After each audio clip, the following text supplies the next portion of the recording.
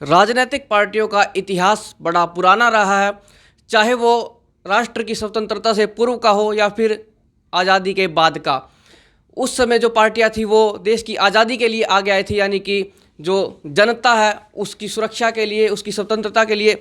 और आज़ादी के बाद भी बहुत सी ऐसी पार्टियां आई जो देश के लिए थी, समाज के लिए थी, और अलग अलग उद्देश्यों को लेकर, अलग अलग लक्ष्यों को लेकर वो पार्टियां चलती रही। और आज भी जब देश में इतनी सारी राजनीतिक पार्टियां हैं, इतनी सारी पार्टियां सत्ता में रह चुकी हैं, उसके बावजूद जनता असंतुष्ट है, उनके काम नहीं हुए हैं, और जो जनता चाहती थी इस राष्ट्र को देखना जैसा, वो नहीं हुआ है। तो अब भी वो दौर जारी है जब नई नई पार्टियां आती हैं अपने अलग अलग उद्देश्यों को लेकर, अलग अलग लक्ष्यों को लेकर, और उन पर काम करने का प्रयास करती है। और अब एक पार्टी हमारे सामने आई है, समस्त समाज पार्टी, जिसके राष्ट्रीय अध्यक्ष हमारे साथ बैठे हुए हैं और साथ में हैं और भी पदाधिकारी और कार्यकर्ता। आइए जानते हैं क्या कुछ खास है इस पार्टी में, क्या कारण था इस पार्टी को बनाने का, क्या ऐसी मजबूरी पड़ी और किन लक्ष्यों और उद्देश्यों को लेकर ये पार्टी चल रही है। सबसे पहले तो हमारे साथ राष्ट्रीय अध्यक्ष साहब है, एक बार तो नाम बताइए अपना। नमस्कार, मेरा नाम अशोक कुमार कटारिया है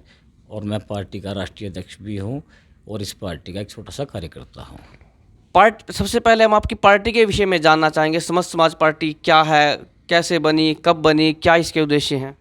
समस्त समाज पार्टी का उद्देश्य एक ही है कि हमें आज के हालातों को देखते हुए, आज के जो समीकरण है राजनीति के वो ऐसे हैं कि आज किसी गरीब, किसी मिडिल क्लास आदमी के लिए किसी सरकार के पास, किसी भी अधिकारी के पास कोई समय नहीं है कि वो कितनी परेशानियों से जूझ रहा है, कौन कौन सी समस्या एक आम आदमी को आती हैं, मिडिल क्लास आदमी को आती हैं, उसके जीवन में कितनी मुसीबतें हैं, ऐसी दिक्कतें हैं जो एक आम आदमी को जीने के लिए बहुत सी कठिनाइयों का सामना करना पड़ता है। इन चीज़ों को देख करके हम भी मिडिल क्लास से हैं, एक आम आदमी हैं, एक साधारण परिवार से हैं।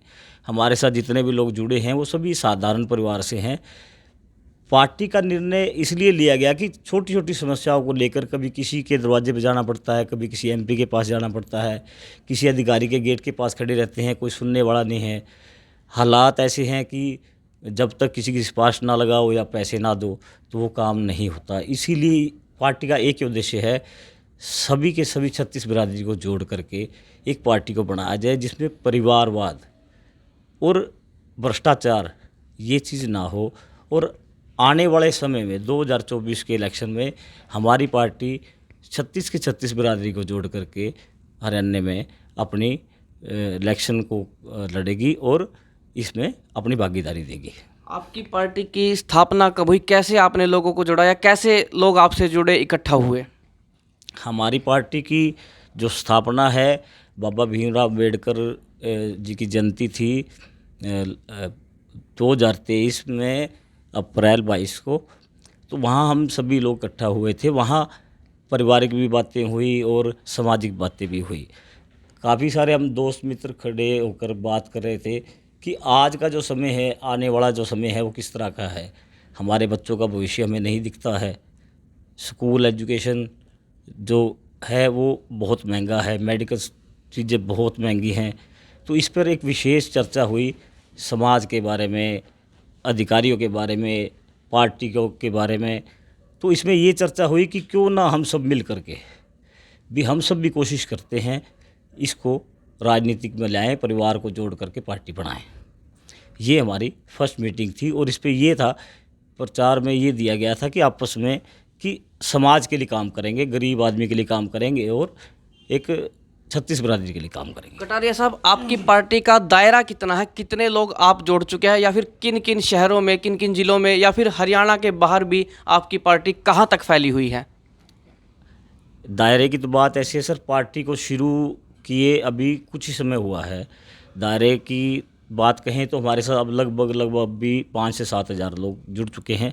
जहाँ तक हम जा चुके हैं, लोगों से मिल चुके हैं, लोगों का भरपूर समर्थन मिल रहा है पार्टी को देखकर, पार्टी के लोगों को देखकर। क्योंकि पार्टी में सभी तरह के और सभी जाति के, सभी परिवार के लोग इस पार्टी में हैं, तो कोई ना कोई इस बात को देख करके हमारे साथ जुड़ रहा है। आपने पार्टी के लिए क्या लक्ष्य रखा हुआ है, यानी कि चुनाव लड़ना है, या फिर इतने समय तक एक टाइम हम निर्धारित कर देते हैं कि 5 साल 10 साल उस समय तक हमें ये सब कुछ करना है, इतने लोग जोड़ने हैं, यहाँ से चुनाव लड़ेंगे, यहाँ हमारा पार्षद खड़ा होगा, विधायक खड़ा होगा या सांसद खड़ा होगा, ये आपने क्या कुछ लक्ष्य निर्धारित किया है? हमने लक्ष्य ये निर्धारित किया है कि पहले हम पार्टी की जो पहचान को बनाएंगे, समय के अनुसार। जिस तरह से अब एमसी के इलेक्शन है और एमपी के इलेक्शन है, हमारे साथ जो हमारे भाई जुड़े हुए हैं, अगर किसी की इच्छा है पार्टी की तरफ से सपोर्ट करके पार्टी में टिकट लेकर के इलेक्शन लड़ना चाहता है, तो हम उसको भरपूर सहयोग करेंगे और उसको पूरा मोटिफाई करेंगे, उसके साथ खड़े रहेंगे।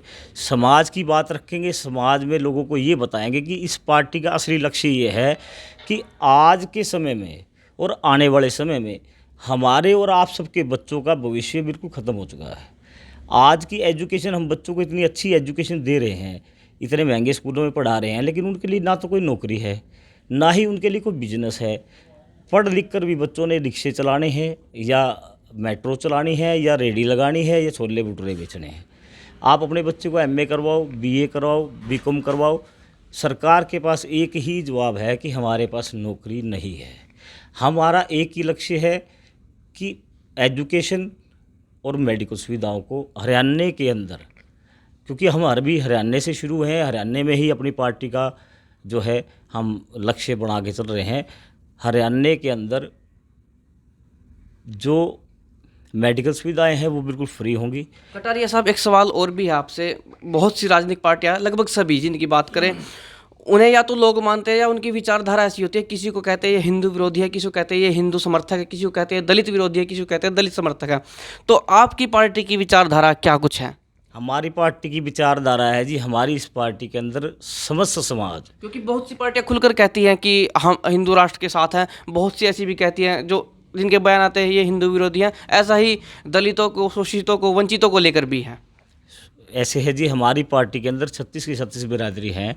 हमारे साथ दलित भी हैं, वाल्मीकि भी हैं, हरिजन भी हैं, मुस्लिम समाज भी है, हिंदू समाज भी है, सिख समाज भी है। हमारी पार्टी के अंदर ऐसी कोई विचारधारा नहीं है कि किसी की जाति को बदनाम करके उसकी राजनीतिक करके अपना फ़ायदा करना, ये हमारी पार्टी में बिल्कुल भी नहीं है और इसके लिए हमारी पार्टी में जगह नहीं है। हमारे साथ जुड़े हुए जो भी मेरे भाई हैं, हमारे मित्र हैं, वो सभी अलग अलग जाति से हैं, अलग अलग समाज से हैं और सभी के सभी फुल जोर योगदान दे रहे हैं। जींद में हमारी पार्टी का काम शुरू हो चुका है, करनाल में हमारी पार्टी का काम शुरू हो चुका है। जिस तरह से लोगों को पता लग रहा है, जो हमारी जानकारी में आते हैं, हम उनकी जानकारी में पहुँचते हैं उनके तक, तो वो लोग निश्चित तौर पर हमारे साथ जुड़ते हैं और हमारी विचारधारा को लेकर के वो आगे बढ़ रहे हैं।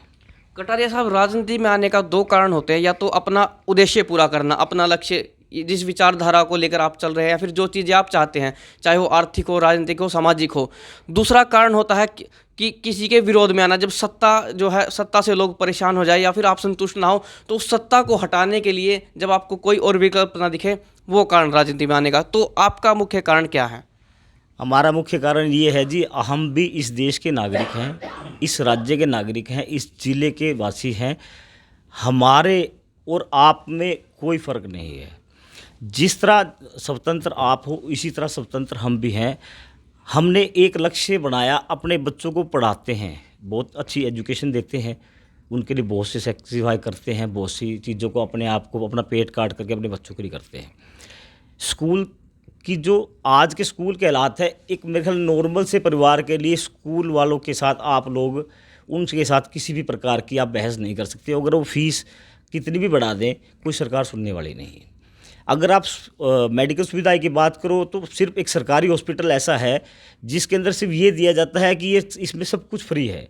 अन्यथा सरकारी हॉस्पिटलों में भी लगभग ज़्यादा से ज़्यादा जो स्टाफ है वो जो शहर के निजी अधिकारियों को वहाँ ऑफिस दे रखे हैं, उस काम को शहर को देखने के लिए, छोटी मोटी सुविधाओं के लिए।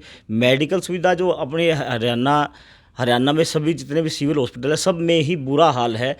सिर्फ नाम की पर्ची कटती है 5 रुपये की, या टेस्ट जो है वो सभी लगभग बाहर से होते हैं।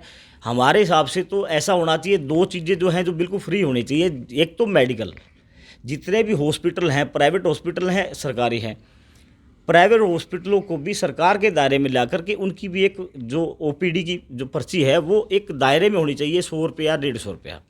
आज के जो हालात हैं, एक ओपीडी की पर्ची भी 500 से 1000 रुपये तक है। नॉर्मल जो पर्ची है ओपीडी की 250 से 300 से स्टार्ट है। उसके अलावा हर हॉस्पिटल के अपने अपने जो टैक्स, जो हम अल्ट्रासाउंड कराते हैं, कोई 300 लेता है, कोई 800 लेता है, कोई 1000 लेता है। इसी तरह से हर टैक्स जो मेडिकल का टेस्ट हैं उनके जो रेट अलग हैं।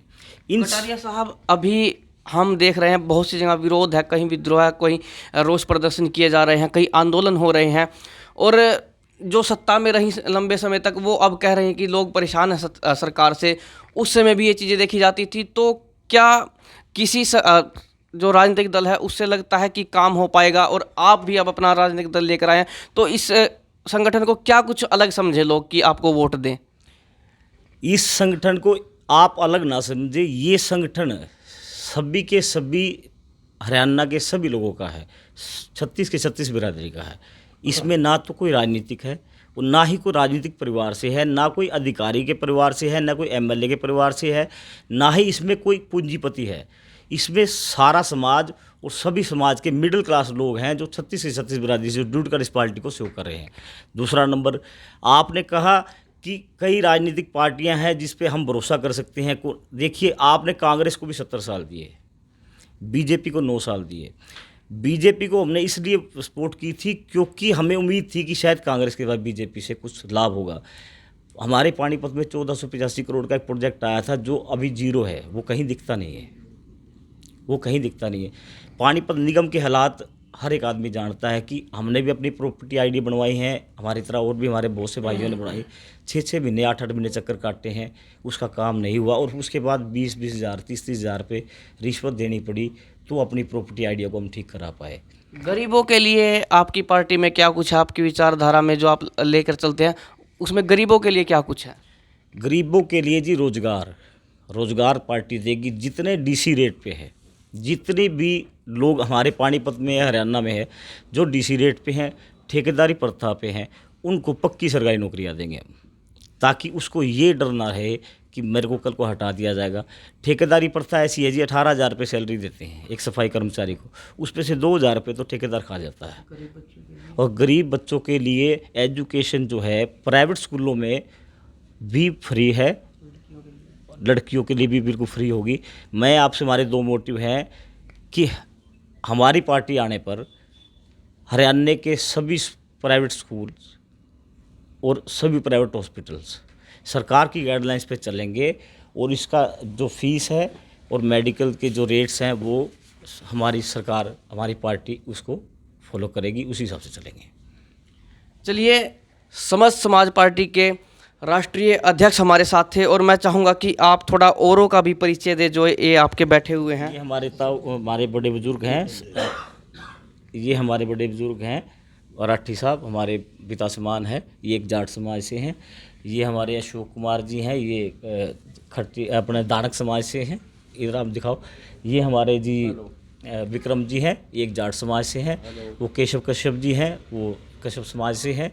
वो अंसारी जी हैं, उनके साथ में जो बैठे हैं वो सोनू जी हैं, और उनके साथ भीम जी हैं, वो हरिजन समाज से हैं। वो संदीप राठी जी हैं। 4 से लड़कियां हैं, हम उनकी शादी का हर महीने में एक बजट बनाते हैं पार्टी तरफ से कि 11 लड़कियां 21 लड़कियों की शादी के लिए योगदान पार्टी करेगी, और उनको जो ज़्यादा से ज़्यादा सहायता होगी वो पार्टी करके देगी।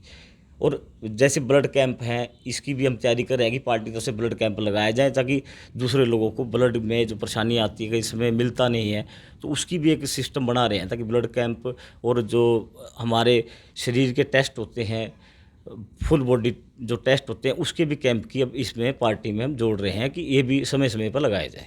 कटारिया साहब, अभी आपकी पार्टी आई है, आपने सभी मूलभूत सुविधाओं पे बात की है जो बहुत ज़रूरी होती हैं किसी भी राष्ट्र में। यही सुविधाएं मूलभूत होती हैं और यही समस्याएं भी।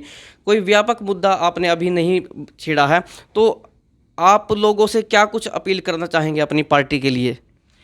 हम लोगों से एक ही अपील करना चाहेंगे कि आप लोग अपनी खुद की पार्टी से जुड़ें, अपने समाज के साथ जुड़ें। किसी भी जातिवाद, जो पार्टी जातिवाद का नाम लेती है, बांटने का नाम लेती है, आप उससे दूर रहिए, क्योंकि वो आपका और आपके बच्चों का भविष्य ख़त्म कर देगी। वो सिर्फ अपने स्वार्थ के लिए, अपने फ़ायदे के लिए, वोट लेने के लिए ये बातें करते हैं कि भी ये आपका भाई नहीं है, हम आपके भाई हैं, ये आपका जाति का नहीं, हम आपकी जाति के हैं। हमारा एक ही उद्देश्य है, पार्टी को सरकार में लाएंगे, समय चाहे कितना भी लगे, हम खड़े हैं और खड़े रहेंगे। हर उस भाई के साथ हैं जिस भाई को हमारी ज़रूरत पड़ेगी, हम वहाँ आएंगे। चलिए, काफ़ी अच्छी इन्होंने बातचीत की हमारे साथ और अपने उद्देश्य भी इन्होंने स्पष्ट किए कि पार्टी क्या कुछ करना चाहती है, किन किन बातों को ध्यान में लेकर वो चल रही है। और अभी क्योंकि पार्टी नहीं है तो सबसे बड़ी बात ये, इन्होंने जो मूलभूत समस्याएं किसी भी देश में होती है और किसी भी देश की ज़रूरतें होती हैं, उन पर इन्होंने बात की। अभी कोई बड़ा मुद्दा या राजनीतिक रूप से ज़्यादा उपरोक्त इन्होंने कोई ऐसी बात नहीं की कि प्योर राजनीति है, नहीं, समाज को भी साथ लेकर चल रहे हैं, उसकी समस्याओं को भी साथ लेकर चल रहे हैं। और ये राजनीतिक दल है और जनता जो है इन्हें वोट देने वाली है। जनता और ये इनका आपस में संबंध है, हम केवल माध्यम है इन्हें जोड़ने का। तो जनता जो है वो बताएगी कि आपका इस पार्टी पर क्या कुछ कहना है और कितना आप इन्होंने जो बात कही उससे आप संतुष्ट हैं और कितनी वे बातें आपको अच्छी लगी। तो इस बारे में आप कमेंट बॉक्स में कमेंट करके अपनी राय ज़रूर दीजिए और वीडियो को ज़्यादा से ज़्यादा शेयर कीजिए। और आखिरी में मैं चाहूँगा कि जो सदस्य इनके बच गए हैं उनका थोड़ा आप परिचय दे दें। श्री सराप अंसारी हमारे कोषाध्यक्ष हैं। ये जो अंसारी जी हैं, इनके चाचा जी, ये भी हमारे पार्टी मेंबर हैं। ये सभी लोग हमारे मेंबर हैं, पार्टी से सदस्य हैं, जुड़े हुए हैं, सभी कार्यकर्ता हैं। आप बात कर सकते हैं इनसे। कोषाध्यक्ष जी हैं हमारे। कोषाध्यक्ष साहब, कुछ थोड़े शब्दों में आप कहना चाहेंगे? नमस्कार सभी भाइयों को। मैं सराफत अंसारी, समाजवाद पार्टी कोषाध्यक्ष। कुछ पार्टी को लेकर या जनता के लिए आप कहना चाहेंगे? जनता के लिए हम काम करेंगे। पार्टी बनाई है हमने, जनता के लिए ही बनाई है। अपने सभी साथियों को लेकर साथ चलेंगे, अमीर गरीब सभी को साथ लेकर चलेंगे।